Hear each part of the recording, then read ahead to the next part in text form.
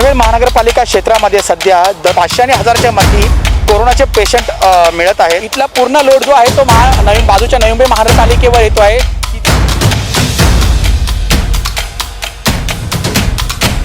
जे पनवेल महानगरपालिकेचे आयुक्त आहेत त्यांचा आयुक्त बंगला खारघरमध्ये सेक्टर 5 मध्ये म्हणजे उद्या गृहप्रधानचा प्रवेश आहे। म्हणजे जिथे पनवेल महानगरपालिकेकडे हॉस्पिटल कोविड हॉस्पिटल उभारण्यासाठी आरोग्य यंत्रणा उभारण्यासाठीचे पैसे नाही असे बोलतात।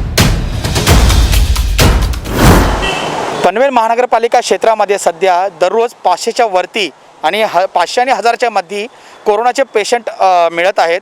आणि त्यासाठी पनवेल महानगरपालिकेकडे आपण जर माहिती घेतली आम्ही ज्या हिशोबाने, तर पनवेल महानगरपालिकेकडे कोणत्याच प्रकारची यंत्रणा सध्या सज्ज नाही आहे असं दिसतंय। कारण की महानगरपालिकेकडे जी आम्ही माहिती घेतली आरोग्य विभागाकडून महानगरपालिकेच्या, तर त्याच्यामध्ये एकूण बेड कॅपॅसिटी जी आहे ऑक्सिजनची बेड कॅपॅसिटी ही 650 आहे। तर ICUची जी आहे कॅपॅसिटी 243 आहे आणि व्हेंटिलेटर 94 आहेत। मात्र जशी माहिती मिळाली आम्हाला तर त्यांनी सांगितलं की आरोग्य विभागाने की पनवेल महानगरपालिकेच्या जेवढ्या काही ICU आहेत आणि ते व्हेंटिलेटर्स जे आहेत ते व्हेंटिलेटर्स आणि ICU पूर्णपणे फुल आहेत। आणि ज्याप्रमाणे संख्या जी वाढत आहे कोरोनाग्रस्तांची, त्या कोरोनाग्रस्त संख्या पाहता की ती जी व्हेंटिलेटरची व्यवस्था आहे किंवा ICUचे बेड्स आहे, किमान ICUच्या अजून 100 बेड्स आणि व्हेंटिलेटर अजून 100 असे 200 बेड्सची आवश्यकता भासणार आहे।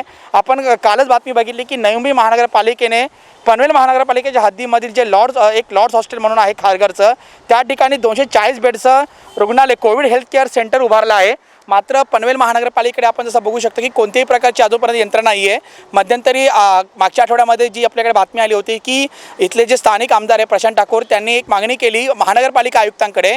ते आमदार असून त्यांनी महानगरपालिका आयुक्तांकडे मागणी केली की जम्बो कोविड हॉस्पिटल या ठिकाणी उभारण्यात यावे। परंतु आत्ता जम्बो कोविड हॉस्पिटल उभारण्यासाठी जेव्हा सुरुवात केली तर ते जम्बो कोविड हॉस्पिटल उभारण्यासाठी किमान कमीत कमी जरी जोरात फटाफट काम झालं किंवा फास्ट जरी काम झालं तरीसुद्धा 1 महिना किंवा 1.5 महिन्याचा कालावधी लागेल।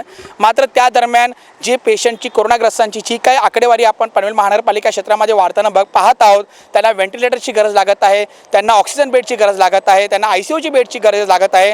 अशा प्रकारचे ICU आणि व्हेंटिलेटर बेड्स पूर्णतः फुल झालेले आहेत ह्या पनवेल महानगरपालिका क्षेत्रामध्ये। आणि महत्त्वाची गोष्ट म्हणजे की ह्या पनवेल महानगरपालिका क्षेत्रामध्ये अजून कोणती व्यवस्था चांगल्या प्रकारे नसल्यामुळे इथला पूर्ण लोड जो आहे तो बाजूच्या नवी मुंबई महानगरपालिकेवर येतो आहे। तिथे विचार सातत्याने येत आहे। तिकडचे खाजगी हॉस्पिटल्समध्ये पनवेल महानगरपालिका क्षेत्रातील कोरोनाग्रस्त जे रुग्ण आहेत ते तिकडे ॲडमिट होत आहेत।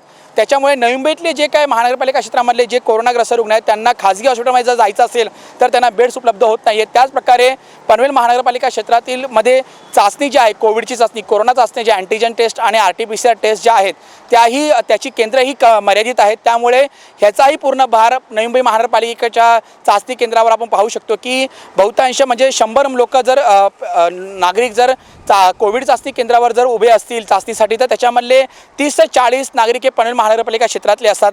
म्हणजे पनवेल महानगरपालिकेकडे कोरोनासाठीच्या चाचणी केंद्रही उपलब्ध नाही आहे असं समोर आपण असं बोललं तरी काही वावगं ठरणार नाही। सर्वात महत्त्वाची गोष्ट म्हणजे 700 कोटींची महानगरपालिका आहे, एवढंच अर्थसंकल्प आहे। मात्र मागचा अनुभव पाहता ह्या महानगरपालिकेने कोणत्याही प्रकारची अशी तयारी केली नाही। आणि आत्ताच आम्हाला थोड्या वेळापूर्वी माहिती पडलं की जे पनवेल महानगरपालिकेचे आयुक्त आहेत त्यांचा आयुक्त बंगला खारघरमध्ये सेक्टर 5 मध्ये म्हणजे उद्या गृहप्रधानचा प्रवेश आहे।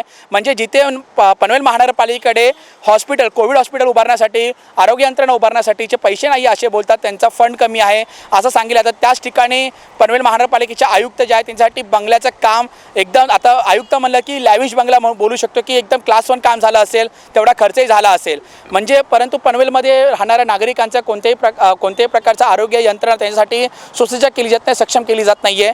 आता आपण थोड्या वेळापूर्वी बघितलं की किरीट सोमय्याजी जे आहेत त्यांनी खासदार जे भारतीय जनता पार्टीचे माजी खासदार आहेत त्यांनी प्रशांत ठाकूर यांच्यासोबत जाऊन इथला आढावा घेतला। परंतु जेव्हा त्यांना पत्रकार परिषदेमध्ये विचारण्यात आलं कोरोनाच्या आढावा जो काय घेतला त्या संदर्भामध्ये कोणत्या विकसित इथं गोष्टी कराव्या लागतील तर त्यांनीही त्याचं उत्तर देण्यासाठी टाळाटाळ केली किंवा त्यांना उत्तर देता आलं नाही आहे। मग नक्की किरीट सोमय्या यांनी कोणत्या प्रकारचा आढावा घेतला कोविड बाबतीत, हा पण एक प्रश्नचिन्ह त्यांच्या ह्या आढावा बैठकीमध्ये किंवा त्या आढावा अहवालाबाबत आपण एक प्रश्नचिन्ह निर्माण झालेला आहे।